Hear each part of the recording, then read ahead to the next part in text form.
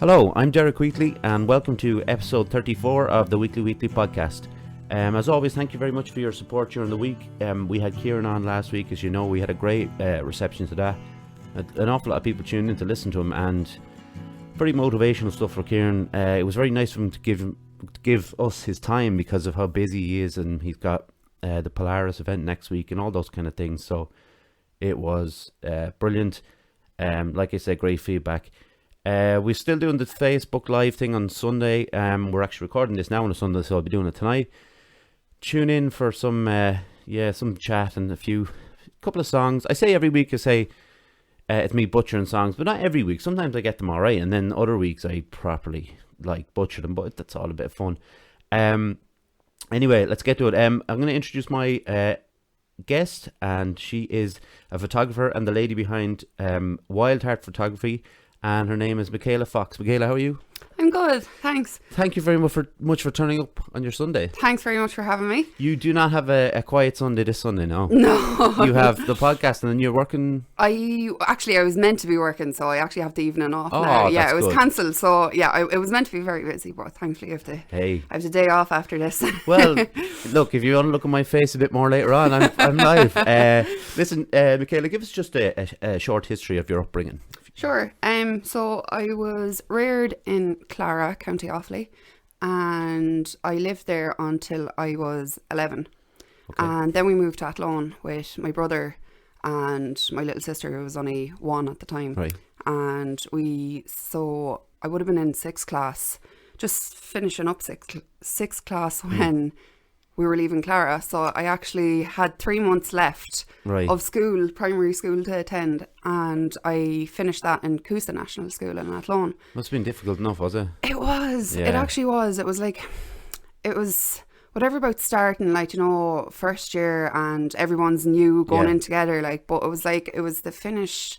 Everyone was finishing up, and these kids went to school together for what? Yeah. 5-6 years or whatever. And I was coming in for the last 3 months, and I had to build new friendships, and it was definitely scary. It was scary. So we moved into Cleven Park in Coosan, and my mum, my brother and my mum's partner at the time, my younger sister, my brother stopped going to school for a while. I can't remember actually the reason. It was he was caught. I don't think they had space for him to finish off the last 3 months or something. Right. So he had to begin then in September again. Yeah. So once I finished Coosa National, I attended Moat Community School for another I think it was only 6 weeks or something. Right. Yeah. I didn't like it there because I wouldn't say I got bullied per se, but I didn't blend well. Right, I was a very kind of anxious kid, and very much kept to myself. Yeah. Found it hard to not mix. I was a sociable person, but kind of get that initial friendship going. And then so I left Moat Community College and I went to Summerhill in Athlone for a year. And once again, I was started in kind of the middle of the year. It was maybe 6 weeks into it. So I had to build friendships again and whatnot. And I stayed there for the year and realised I didn't really like it either. Once again, I won't say I was bullied, but I didn't have a friendship circle or anything. Do you know? I was this new person coming in. Everyone knew each other. I wasn't originally from Athlone. So my mum said, "Do you want to go to the Athlone Community College?" And I said, "Yeah, sure, I'll try that." So what happened was I ended up staying back a year. Right. And I went to the tech, and that's where I stayed. Yeah. And did you obviously gelled a bit better there, did you? I did. I did. Yeah, I made friends, and I still have, little shout out to Alicia, I still have lifelong friends from school. Which is nice, Sorry, I'm rambling now. I don't know where to go from here. After school, I suppose sorry now. Good. It's so long ago now. What was it, 10, 11 years since I was in the tech? Where did I go after that?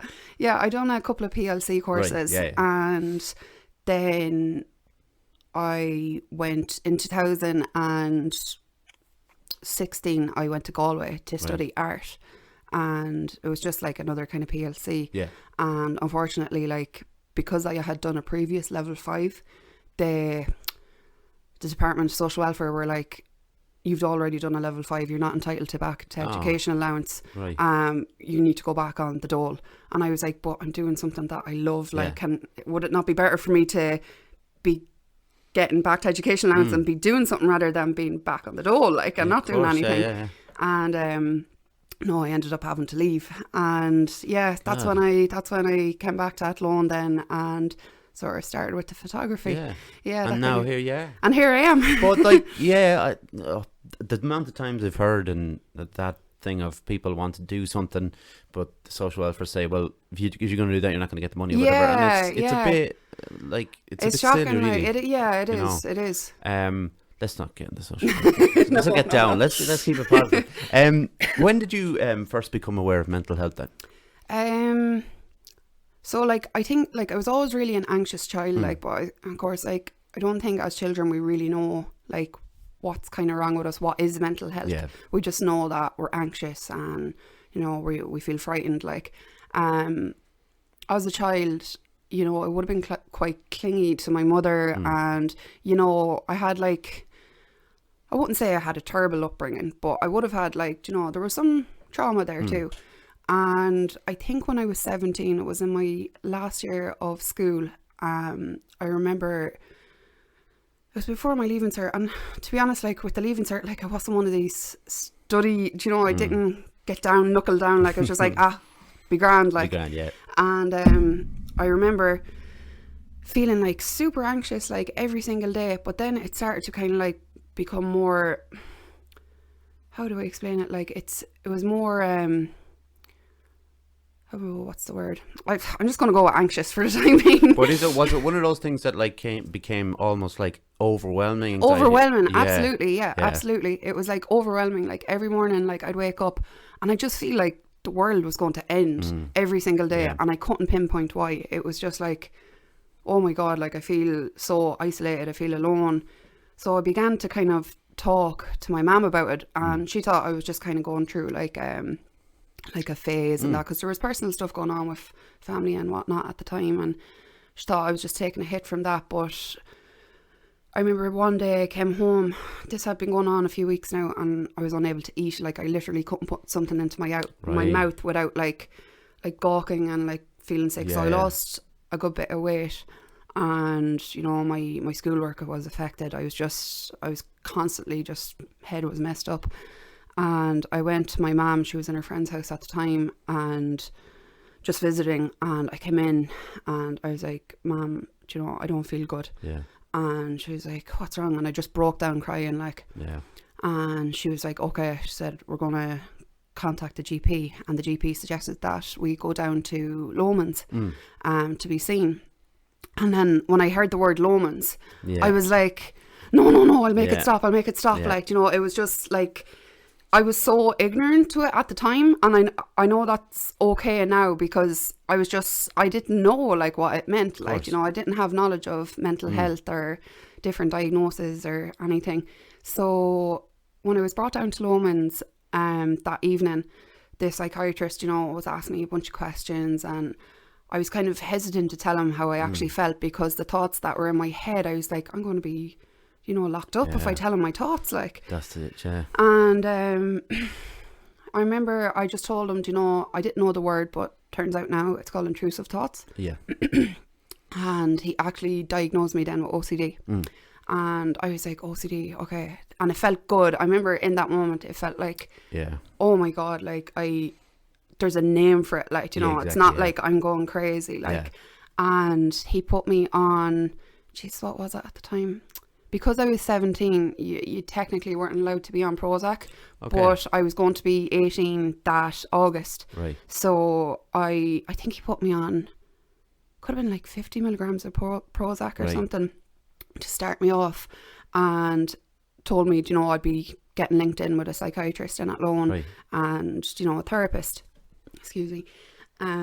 So after that day, I think I felt like a little bit of hope, do you know, I was like, you know, I'm not alone in this. And I started researching OCD and what it meant and what were the symptoms. And I found, you know, a community of people that were going through the exact same thing as I was. And I was like, it brought a lot of reassurance.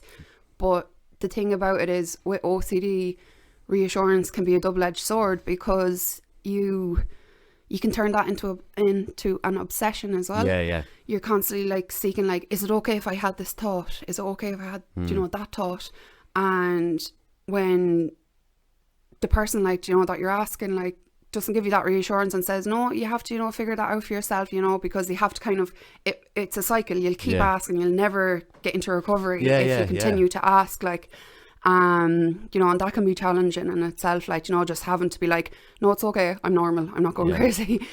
That's pretty, like, obviously but your age is one thing, because like at 17 it's such a heavy thing to take on. And I know people talk about, I suppose people's idea of OCD, and I suppose my idea before I read up on it was the thing of washing hands, turn the lights on and off. But I remember seeing a documentary. I mentioned Louis Theroux a lot, but I saw a documentary of him, and he was talking to a guy who had like the similar symptoms to you, like intrusive thoughts, but there tended to be thoughts that he, like, say if he thought he was going to murder his parent, one of his parents, he knew he wasn't going to do it, but it was just that whole feeling of it just constantly badgering him, that he thought he might be kind of pushed to do it, which is scary to think about, really. It is, it's terrifying, and it completely consumes your entire day. Like, I don't think anyone that doesn't suffer from it, I know they could have a lot of empathy, but one thing, you know, is people say they understand, but literally, like, you know, they will not understand until they have that. Well, hopefully they don't, like, they never will, like, because it is torture. I wouldn't wish it on my worst enemy, but it's like, you could wake up in the morning and get one of those intrusive thoughts, and that will linger and stay in your head. It feels like your brain is burning and you just cannot leave it down. Like, I remember my therapist at the time, before I had officially got diagnosed, had said, you know, imagine like these thoughts as like little bugs or something like that, like on your shoulder, and you take them and then you throw them off and leave them there. And she said, go home and try that. And so I remember going home and trying it, and like when I was doing it, like it was like the bugs were like in my head, were like jumping back on my shoulder, and I was like, I can't. And I, looking back now, I'm like, that is OCD. Do you know, it's like this intrusive, constant, and you couldn't get control of it, like the thoughts, you know, it was just a constant thing. And she, you know, obviously understood afterwards that was how OCD works, and it's not like and then with the anxiety that you felt, like, is that a huge part of it then, or can that be like diagnosed as a separate issue? Like, can it be OCD and anxiety, or is the anxiety part of the OCD as well? No, I would say it could be a separate issue. Like, I mean, I know plenty of people that would have anxiety and they wouldn't show any OCD symptoms. Anxiety, as in, it is an anxiety-based disorder, but how it affects the brain is different. I think, like, I wouldn't really know the ins and outs of the neurological stuff, the neuroscience, neuroscience. That's neither do I, don't worry. But I think with OCD, it's like, you know, it has, you know, the main characteristics are obsessive thoughts, obsessive intrusive thoughts, or compulsions, that rituals that you feel like you have to do to stop your thoughts from feeling like if you don't do it, then someone's going to be in danger, I'm going to get sick, or all of that. And so I think with general anxiety, and it's nearly an awful way to describe it, like, because it just sounds like, oh, it's just general anxiety, but it's not. Like, it's awful as well. It's equally as bad. Like, I think with that, it's, you know, general anxiety, I would suffer from that, I think, as well. It would be kind of just fear of kind of like, I wouldn't say I'd be fearful of crowds, but it would tend to make me uncomfortable. Or, you know, having to ring someone up. Oh, yeah. You know, and being like, saying it to yourself like 50 times on the phone. It's like, hello, I'm just inquiring about, and it's like, no, does that sound right? No. You know, it's like, that can be, you know, that's how I would kind of describe just general anxiety.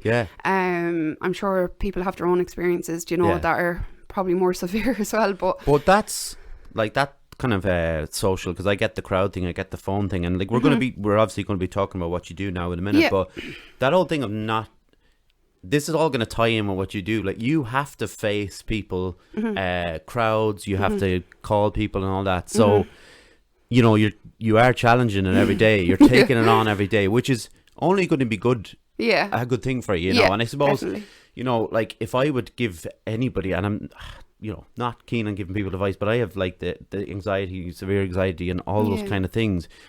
Like, challenge them, but don't go, you know, to the extent where you're taking everything on all of a sudden, you know. Yeah. And I think, like, obviously you're doing day by day now, it's one of your things, but if people are starting out in this kind of way to kind of get better and stuff, there's a nice and easy way to do it, like, you know, don't go headlong into it. But exactly.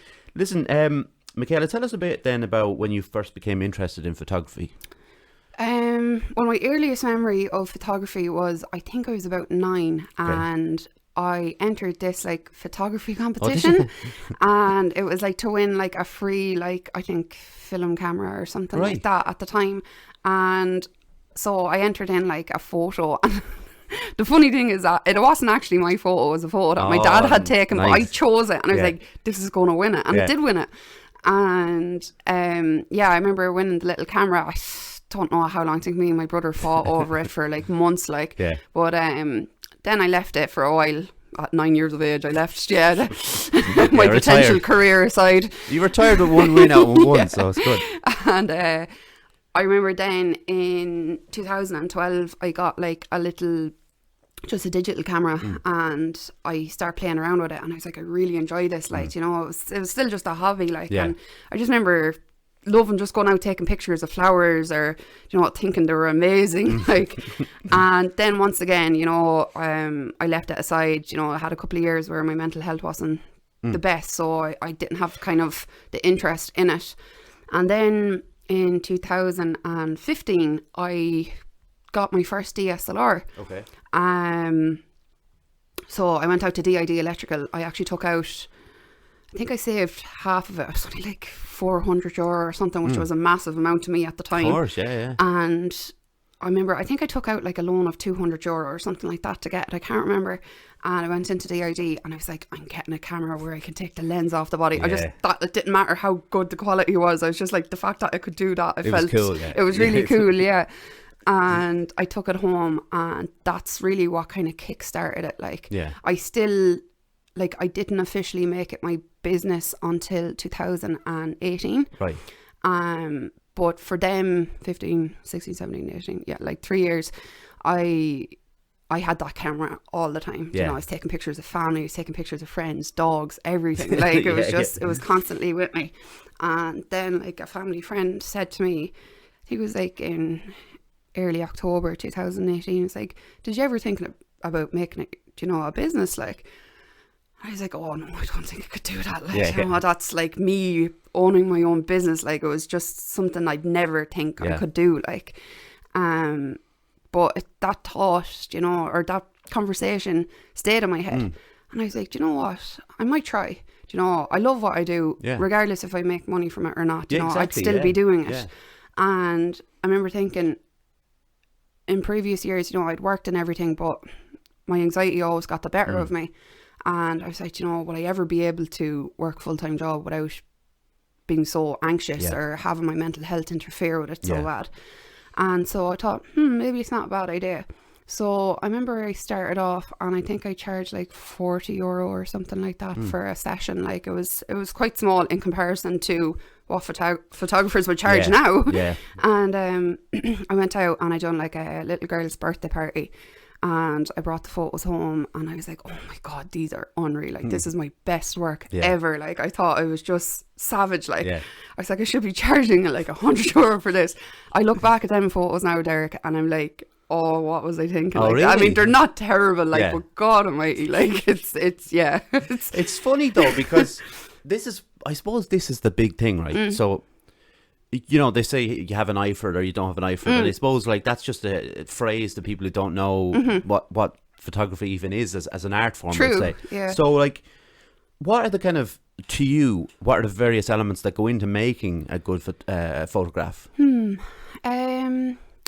To be honest, like, okay, if you were going to like have a kind of structured way about it, like you definitely want good lighting. Yeah. Because if you're taking a photo, right, and you're in a cave or something, and obviously you're going to see feck all, but you need people. I think it's like something with the brain, like, and what people find beautiful and are pieces of art and stuff like that. And when you have good lighting, it really can take an image from a 5 to a 10, like, the next thing would be composition. Yeah. So you could have a beautiful image, but if you haven't got that lined up properly, or don't get me wrong, you can be creative about it. You don't have to always follow the rule of thirds and, make sure it's perfectly in the center or anything. You can be creative and abstract about it.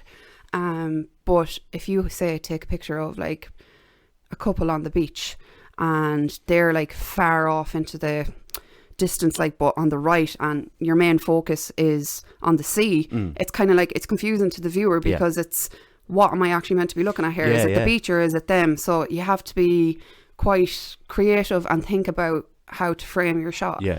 The third thing, what is the third thing actually? I think I had it written down, did I? Subject. Subject. But you kind of covered that. I guess, it was, pretty much like in the composition and subject, it's kind of all in one, like, But can you take a good photo without one of them? I mean, I wouldn't, but I'm not saying nobody could. Like, they all kind of tie in together perfectly, in the sense that you can be still really creative about it. Like, a lot of people have the idea that like good lighting means like all your pictures have to be really bright and well lit. It doesn't. Like, you can have really dark pictures and have like a sliver of light, and that's so creative. Like, you can have, your composition, it can be funky or different, abstract. It doesn't always have to be. You can sort of create your own rules when it comes to photography, unless you're doing like a wedding or something.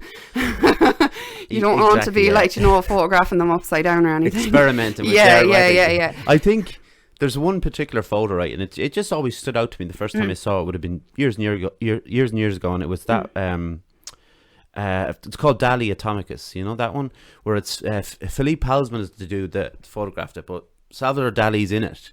Okay. There's everything looks as if it's in the air. Yeah. Right. So it looks like everything. Yeah, but there's this great photo, and I only saw this recently, where it's the kind of filtered one. Right. So it shows how like the chair's being held by a guy off shot with just his arm out and stuff. Yeah. There's two like sprays of water coming either side. There's 3 cats in the air, just flung in the air, and it took them 28 takes to do it. No way. But to me, like, it was so confusing because, like you say about, like, say, a couple on the beach, we'll use that for an example, because, it's a good one. So, there was so much going on in the photo. It was almost like it was moving, the photo. Ah, cool. So it's a really bizarre thing on the brain. Cause, like an optical illusion. Yeah. And I suppose I kind of ruined it when I saw the strings and the hand held out, because it was just, obviously I knew that's what was happening. Yeah. But it took away from it. It kind of did. But that part of your brain that's like, this is real. This is real. Like Dali's floating in the air, or he's really just jumping. But I do like those ones. But I know what you mean about, like, because obviously they're the 3 things that you named are the kind of principles of it. Yeah. So what I really love in photography, is portrait stuff. And my friend from school, back when I was in Dublin, went to school in Dublin, and he was a photographer. He was hugely into photography. Cool. He kept talking to me about this guy Robert Frank, right? I was kind of going, okay, Robert Frank. And there's one particular book called The Americans, right? And it's basically like he was a Swiss American, but he traveled around America, right? Yeah.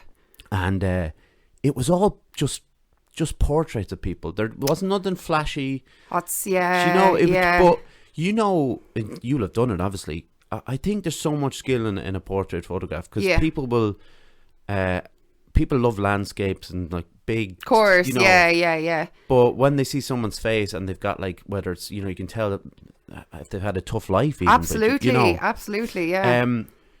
What would you be like? You probably love doing all kinds of photography, but what would you prefer? What kind of photography? Definitely probably, like, so I do a form of photography. It's called lifestyle, and it's just kind of a name given to like a type of photography that captures people. It captures them like in their natural environment. Yeah. You know, I come to their home and say they've had like a new baby, a new addition to the family, and I'm capturing like that raw emotion, that interaction between them all.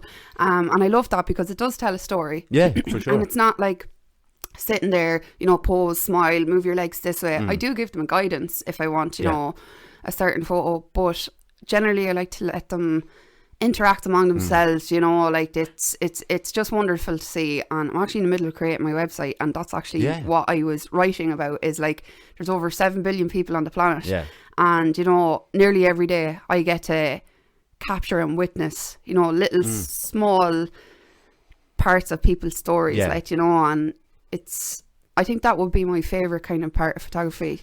But that's kind of photography that makes people smile. It does, yeah, it really does. You know, those candid moments. Yeah, you had one of a dog yesterday, did you? Probably. Was there a little Jack Russell or something? Did you had a picture Oh, my dog, Missy. Yeah, and it's that made me smile. I saw it last night on Facebook. And you do little competitions. Oh, that's Alfie, actually. Never mind. Sorry, that's actually Missy's pup. He belongs to my auntie. Yeah, Alfie. Yeah. He was like smiling, like.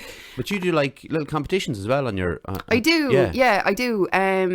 Geez, I probably don't make a great businesswoman because I'm always giving something away. Hey, it's good business. That's good business.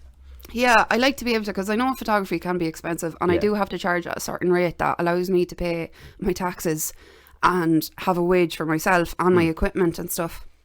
But I like to offer every now and again, you know, a free session to someone that they can take home and be like, oh, do you know, I couldn't afford to pay for that, you know, and now we have our family photos updated, or we have pictures of our new baby, or whatever it is, like, you know, and I try to be as generous as possible, like, you know, sometimes to a fault, but you know, it's nice to be nice.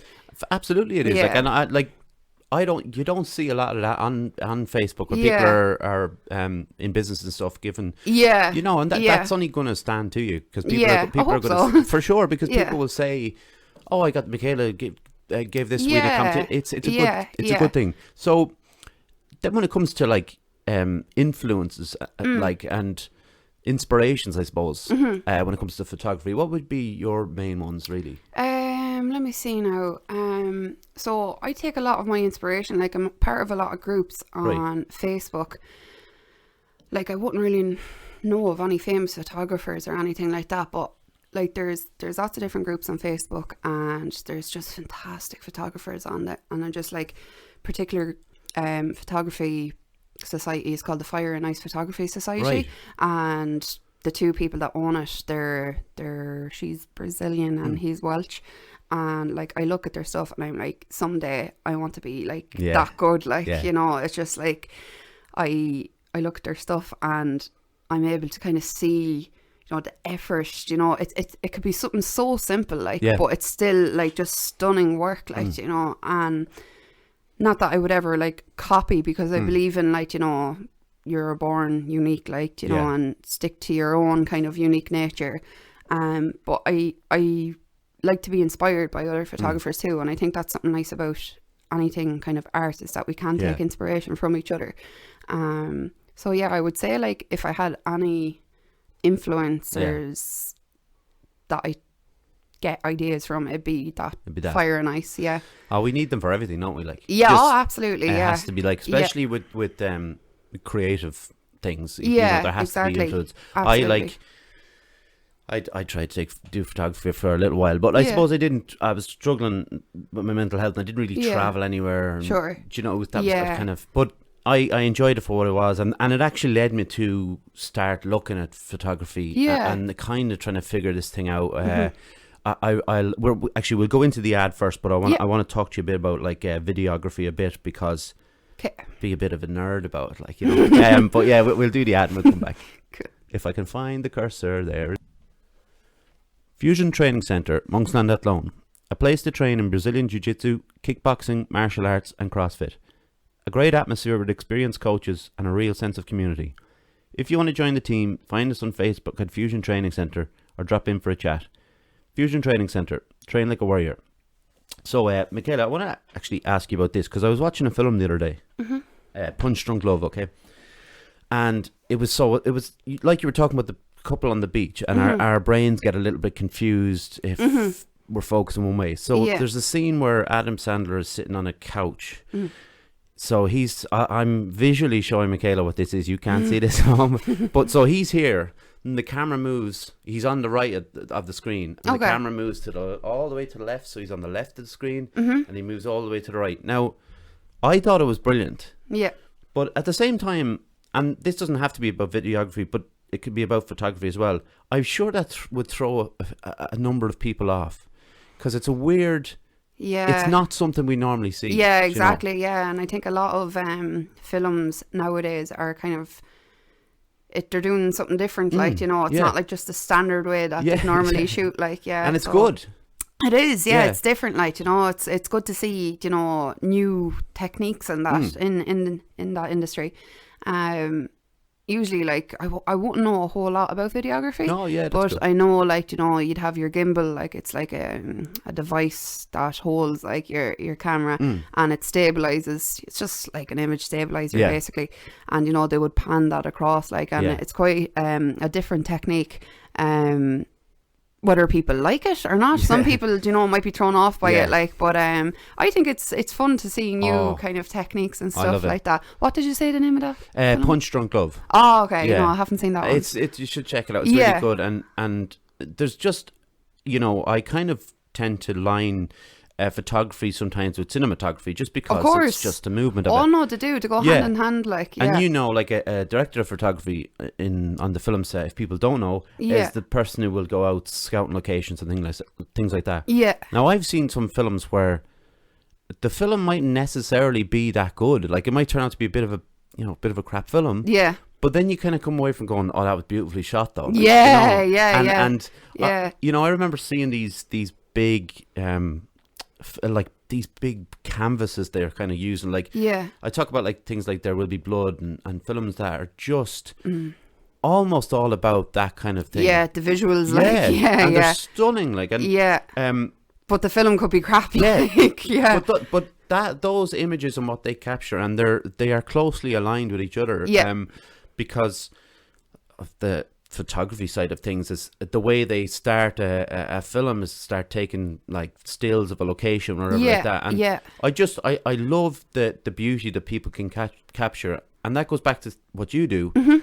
Like you said at the start, you go around taking photos of flowers, exactly, but it could be like a photo of a field full of cows, absolutely, and some person think that's the most beautiful thing they've seen. Definitely, it's subjective, like, it's but totally it's a gift that you give to people as well, because when we talk about someone who has the eye, we mightn't have the eye for taking it, but we can look at it afterwards. You can appreciate the beauty of it. Yeah, absolutely. And you don't need an eye for photography, to appreciate it. Like, me personally, I think everyone can develop an eye for photography. I think it's like a muscle that needs to be sort of trained. It's not like, oh, I'd never make a good photographer, sure, I'd be taking pictures of my feet, and it's I think as humans, like, we are all naturally creative. It might not be photography, but it could be other things. True. Creative isn't always, painting. It can be, engineering. It's, I think that can be creative in itself. It's, but when you, like, so would you say that it has helped your mental health then, like the creativity of photography? Oh God, yeah. Honest to God, it keeps me going. Like, like, I wouldn't say every single day, like, I wake up blessed for it, like, I wouldn't kind of lead anyone under the impression that it's always amazing, but of course, 90% of the time it is amazing, but it is challenging as well. As you said earlier, I do have to push myself out of my comfort zone to talk to people, ring people, deal with clients, and one of my faults in it would be that I'm very bad with boundaries. Like, people tend to be able to haggle with me, and I've kind of come out with that now, or at least I'm trying to anyway, and I'm like, no, this is my time. Do you know, this is my work, it's my hours of editing, it's the equipment I spent lots of money on. That's what they're paying for. Do you know, if you want it at this price, then go to someone who offers it at that price. But this is my price. But it has really helped me focus. You know, it's given me something to wake up for. You know, it's like because I'm quite competitive with myself in a sense that I'm like, no, I can do better than that. I can do better than that. You know, next time I'm going to go out and create an image that's going to like blow everyone away. Now, I don't think I've done anything like that with my images yet, but it gives me motivation. I don't even know if I want to get there because it's like the challenge in getting there is the fun part. Correct. Yeah. When you're, so obviously you're a creative person. Are there other kind of art forms that you kind of like to pursue? Well, I play guitar. Oh, do you? I do. Nice. I learned like, no, not epically or anything like that, but I learned like 10 years ago, and then I taught my fiance Martin how to play 3 years ago, and so we play together, like, and that'd be kind of our my second favorite thing to do. It's his favorite thing to do. Right, yeah. And we like to play like we play everything, but we have like one of our party pieces is Sweet 16 by the Furies. I don't know if you know that one, but it has the little intro, and Martin does the intro, and it's just everyone loves when we play that one together.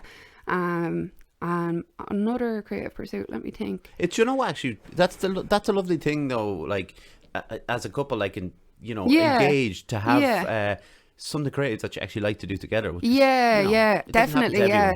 No, we're definitely like that. Like, we're very alike in that way. Like, you know, we're quite creative. Like, we like, Martin loves to write books, and you know, I have them in my head, but I'd never put them to paper. Like, but we'd be both very creative, I'd say. And guitar, I paint a little bit, but like I haven't painted now. That's a lie. Like, I haven't painted in a long time, but I did do a course in, you know, art, craft and design. And I really enjoyed that. There was stained glass and, you know, nice, clay, and I forgot the name of it. Clay? It's clay. To me, it's clay as well. Clay. Pottery. That's the word. That is exactly it, and I couldn't think of it either. I done clay. But it's so. I asked this to my friend Sean Allen, who was on a while back. Anyway. Yeah. So he's a singer in a wedding band. So I know Sean. Yeah. Do you know Sean? I do. Yeah. So this kind of idea kind of came to me when I was writing his episode, and of course it kind of ties in with what you do. Yeah. I asked him, like, did he have a weight of responsibility on his shoulders because he was part of someone's big day, you know, it might be their biggest day. Do you feel that kind of responsibility? Definitely. Like, it's, oh God, like, it's a pressure, like, honest to God, that would sometimes make you be like, God, do I even want to stay in this business? But, you know, I kind of, I tell myself, you know, I love this work. And I get on with it, like, but it is a huge responsibility because they're trusting you to not mess up their day, you know, in the sense that you get fantastic photos, but not only the photographs, but that you're polite and you're not kind of, you want to kind of have somewhat of a fly on the wall approach, that you're not intrusive, and that you're capturing those candid photos, those moments, and not constantly being like, guys, get in there for a picture, do you know? It would get a bit not annoying, but repetitive, like, I suppose. Definitely.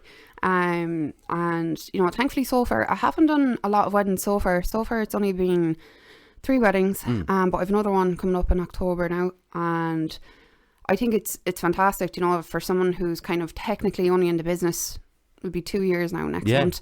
You know, people are trusting me, they see my work, and they're like, you know what, we're going to go with her than someone who's been longer established. Exactly. Not that the more longer established person isn't as good, like, probably better, but that, you know, I'm being given, you know, that confidence, you know, they're confident in me.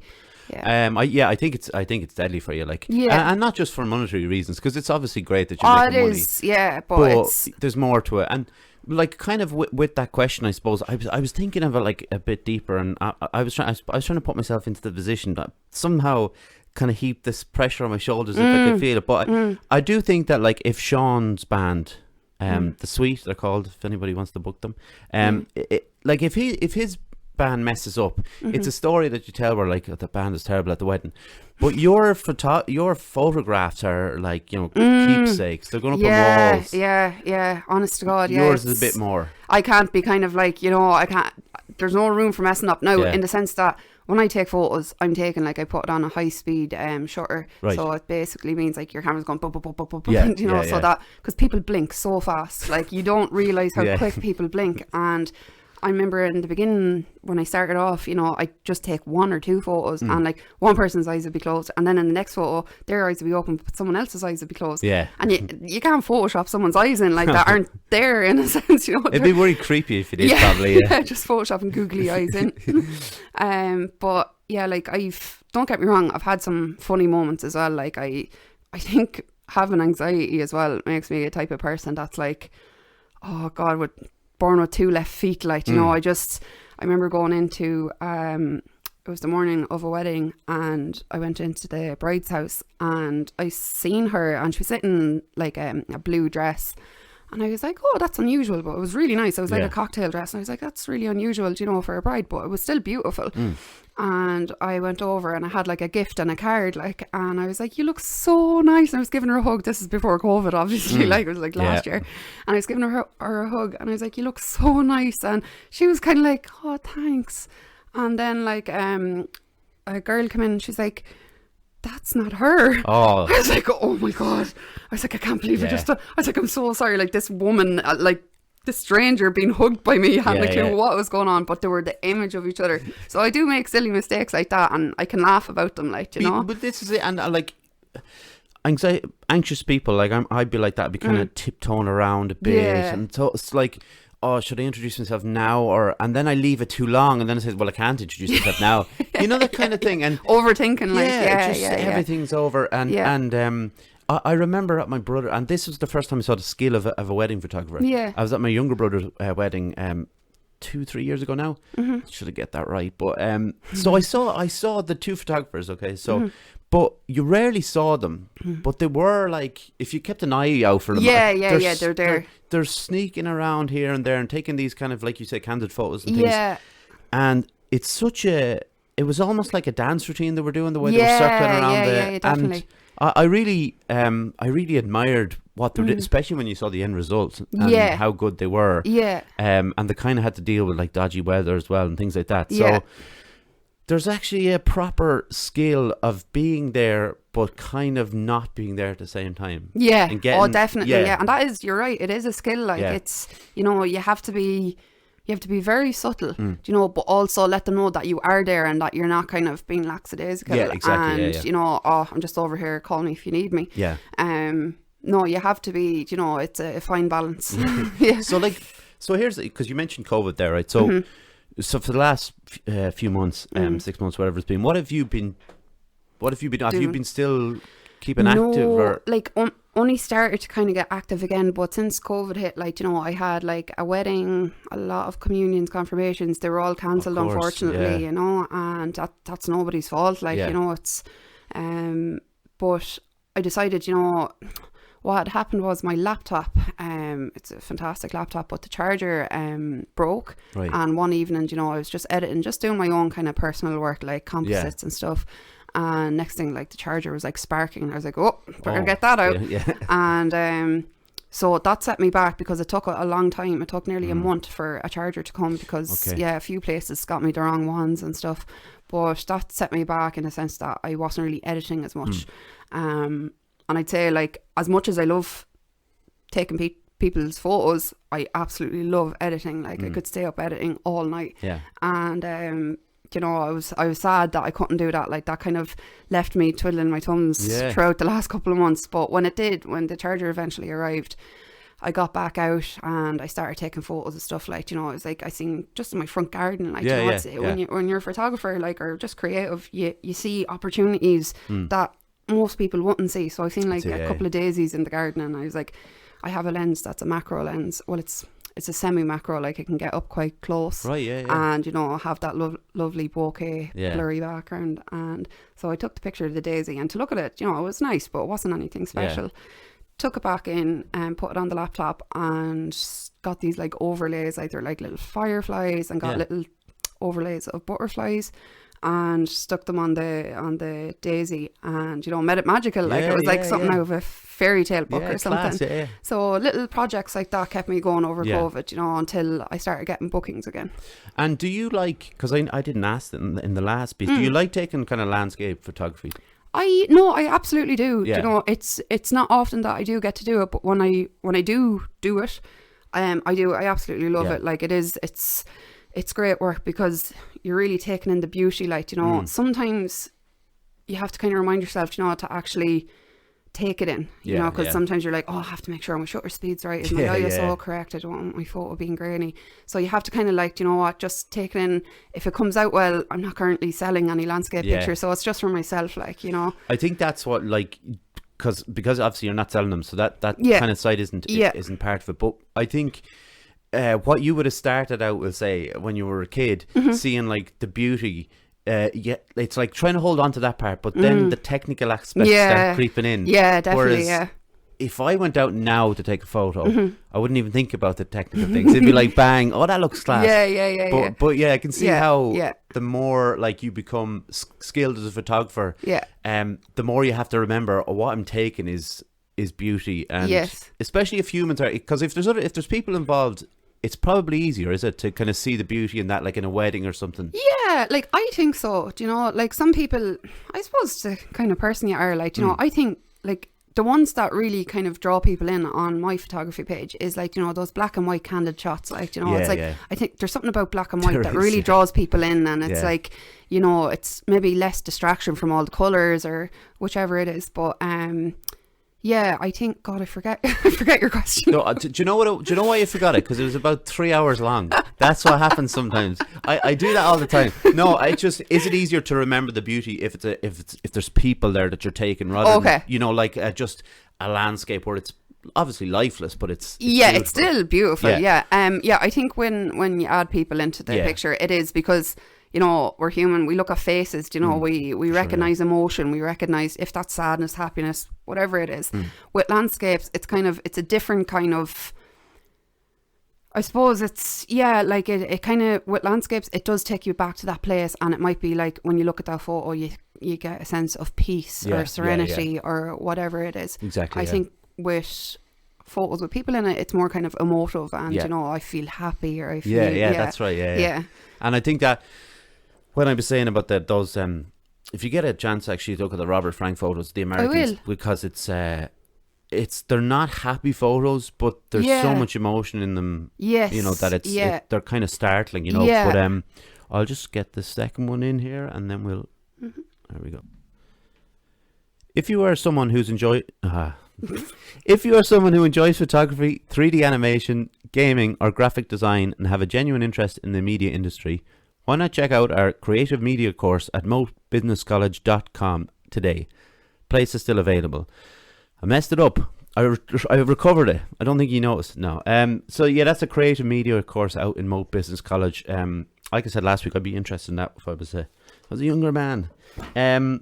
So what do you like to do to relax, Michaela? Oh, God. Or do you relax? Maybe you don't relax. It's funny, like, you know, it's like I'd say everyone's fed up of hearing about the photography now, but honestly, it would be like, it's my job, but it's also my hobby as well. It's two in one. It's funny how much you said you enjoy the editing, like. Yeah, I do. I really enjoy editing, like, you know. Because I will not edit this podcast. I hate it. I hate it so much.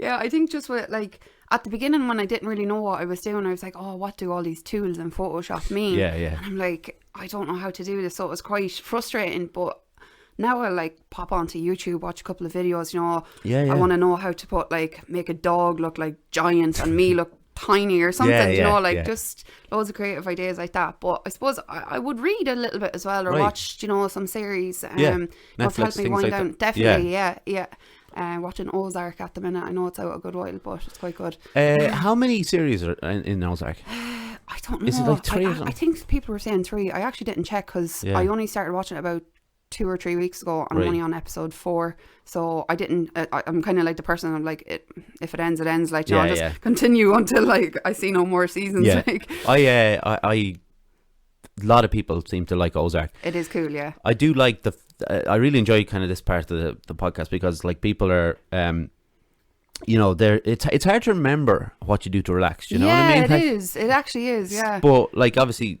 so Netflix would be something you kind of go on to. Netflix, yeah. I would read a little bit. Like, I'm a big Game of Thrones fan. Oh yeah. I never watched it, actually. Did you not? No, get on it, because it. Yeah, but you know what my problem is, right? Okay, and this is not. Well, I was going to say this is not an insult to the program, but probably will sound like it. But my landlady who I live with downstairs, we watch TV there, and she loves it. I think she was watching it one day, and I was reading downstairs, and I saw a dragon, and I said, no, I can't watch it. I just can't watch things with dragons in it. I don't, it's so... It's just unrealistic. Yeah, I know. It's so... But that doesn't make any sense if you see the films that I've watched and the films that I love. Yeah. I don't know what it is. Yeah. I know, for some people, it's... for me, it's just that bit of like magic and mystery, that I think it's that little bit of escape from everyday life, sure, and like, imagine if dragons were real. That'd be so cool. Like fire-breathing dragons. Fire-breathing dragons, yeah. I can only imagine in the discourse at the moment around the world, if we threw some dragons in there, I think it would be an absolute disaster for everyone. Honest to God, honest to God. I get it though. Like, do you know what I mean? Yeah. Like when I say I haven't watched it. Yeah. I can see why people would get really behind it. Of course. Yeah. I remember when Lord of the Rings came out. Oh, I love Lord of the Rings. Yeah, I remember I've seen those and I quite like them. But I remember that it was like a cultural phenomenon. Like, and so was like Harry Potter. There's always something kind of coming along down the line. And I do think that it just seemed to kind of catch, I don't know. Yeah, an audience. Yeah.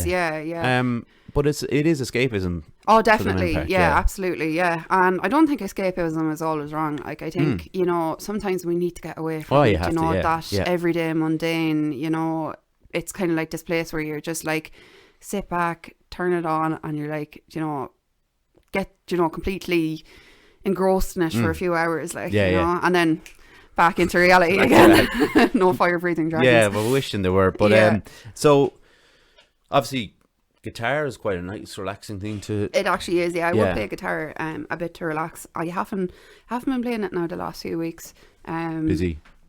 Kind of busy, yeah, with editing and stuff. And when the laptop the charger wasn't back, I needed to catch up on doing clients' galleries and stuff. And how's your the building of the website coming along? Good. Yeah. Oh God, I'm so excited for it. Like it's so I'll be having like a website and then like a password protected client gallery. And it sounds very fancy, like, but I've wanted to do this for so long. And basically when any of my clients receive their images, they'll get a link in their email to be able to open the gallery privately, like, so not anybody can come in and just view their photos. And then they can click like their favorites for the ones that they want printed, or that's great idea. And then go to a store at the end, like, and they can purchase like more prints and stuff like that. That's a great idea. Yeah. And are you setting this up? Yeah, I'm doing it myself. Yeah, now it's quite handy. Like, to be honest, it's a website called Pixie Set. Okay. And they kind of walk you through it, like, it's not too technical, like, but I suppose the only hard bit is kind of knowing what to write about and knowing what to say and, on your portfolio and stuff. But I let the images speak for themselves, like, sort of. Good thing about a photography website. Yeah. I should get on to John. Megan's partner does all the technical stuff. John, do you hear that about the website? Sort it out, yeah. So then, I suppose this question ties in with that. Like, what's your plans for the future? For the future, so at the moment, we're both living, with parents, and we want to have our own house. We're looking to buy our own house. At the minute, it's quite difficult, but we are in a recession now, and it sounds selfish, but I'm hoping that the house prices will come down. Well, I don't think that's selfish at all. I think that's good sense. And we'd be able to get something, and I think, to be able to maybe build a studio, or if there was like a shed or something outside that I could convert into my own studio, that would be the dream, like, to have my own little place to work from. Like, do you know what I didn't ask you? What? I'm sorry, we'll get back to that, but I didn't think of, have you ever done the whole, like, film, like, what's it, the Red Room? Oh, no, I would love to, though. Cool. Yeah, that's an art in itself, like, It looks deadly, yeah. Like, modern day photographers, like, like, we don't realise how lucky we have it, like, Snapchat, it's like... everybody's able to absolutely, do something, like, least, like, back in the day, and even still, there's a lot of photographers that still use film, but, like, you'd go out, take a photo at a wedding there and not know how it turns out until you have it developed, like. Yeah, and it's obviously much more expensive, is it? Like, film? Yeah. I won't actually know. No, it definitely, like, I've looked at film cameras before, and you can get some very pricey ones, like, I don't know how much the cost of film itself is, but it can be very costly. Like, it's all schooled up, but there's something romantic about it. Like, isn't there? You've got like that. You have that classic film look, like, you know, especially if you want to print like large format sort of prints, like if you're doing something for a magazine or something. You know, you could use film, like, because you just know when you're a photographer, you know what's film. Like, you can look at it like, oh, that was taken on a film camera. It's quite cool. Like, I like that idea, and but so you're obviously looking to build a studio, eventually, like, you know, it won't be for a while yet, but no, eventually that's kind of the dream for the future, is to have a little studio and be able to bring people in, you know, because I think I'll always be this way, like, you know, I absolutely love working with people, like, I won't lie, I really do love working with people, but I tend to like working in my own space and my own familiar surroundings.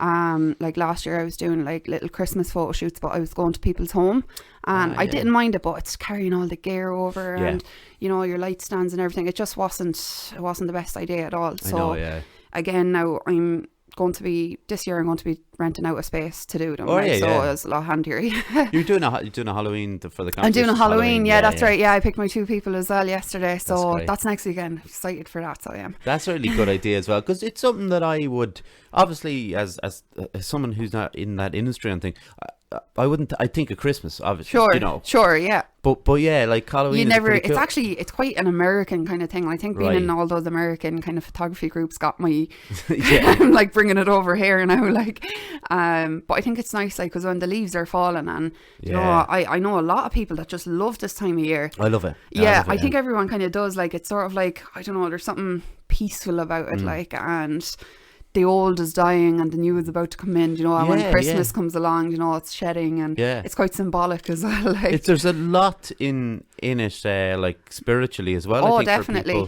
people. And even mythology and all that kind of stuff comes into it. Absolutely. But I think when we're talking about beauty and kind of landscapes and stuff, I think when you talk about the colours of the leaves changing and stuff, that's always something that kind of sticks in my head from I don't know, since I was a kid or something. Really? And that, like, freshness in the air. Crisp. Crisp, that's the word I was looking for, actually, crisp. So, do you know, it's been lovely talking to you, Michaela. Absolute pleasure. It's been absolutely great. And thanks, Derek. I want to say, like, for sharing, thank you very much, obviously. But I like that idea that, like, you know, you've dealt with mental health issues and you're dealing with them. But to start a business during all that is pretty tough going, like. But you see, I'd be like you now. I'd be like, no. Someone tells me, oh, that was a good episode. All right, but it was all the other person that did it. But I do think, especially when you have to deal with people as well. Like, you know, it was tough. I'll fly through. I'll fly through these. No, actually, no. How rude of me. I forgot the last bit. Where can people find your work? Oh, cool. Yeah. So my Facebook page is Wild Heart Photography. Yep. Instagram is wildheart_photography_. That's on Instagram, and they could also just find me on Facebook at Michaela Fox. Well, I'll tell you what we'll do, like we do for everybody who's come on who's had a business. What we'll do is when we put all this stuff out on Wednesday, then Wednesday evening I'll just put I'll list that stuff out. Cool, yeah. And awesome. Share it on my own, then you can share it. Whatever. That sounds great. That's the best way of doing it. That's no problem at all. So I want to say thanks to John, his family, and a big thank you to Megan for recommending Michaela. Thank you, Megan, as well. Appreciate it. If people didn't know, I put out on Facebook a request to have a photographer on. A few people put their names forward. I'm sure they're all great photographers, but Megan obviously got ahead of everyone else. So there you go. Thanks to Jer, my mum, my dad, my granddad. Subscribe to our YouTube channel if you haven't done so. We're on Facebook, Instagram and Twitter, just the Weekly you'll find us. And also Spotify, Apple, Anchor, Google Podcasts, all the rest of them. Thanks very much, Michaela. Thanks, Derek. And have a good Sunday. And thanks to everyone for listening. And we will chat. Well, I'll chat to you later on, actually. Take care. Bye.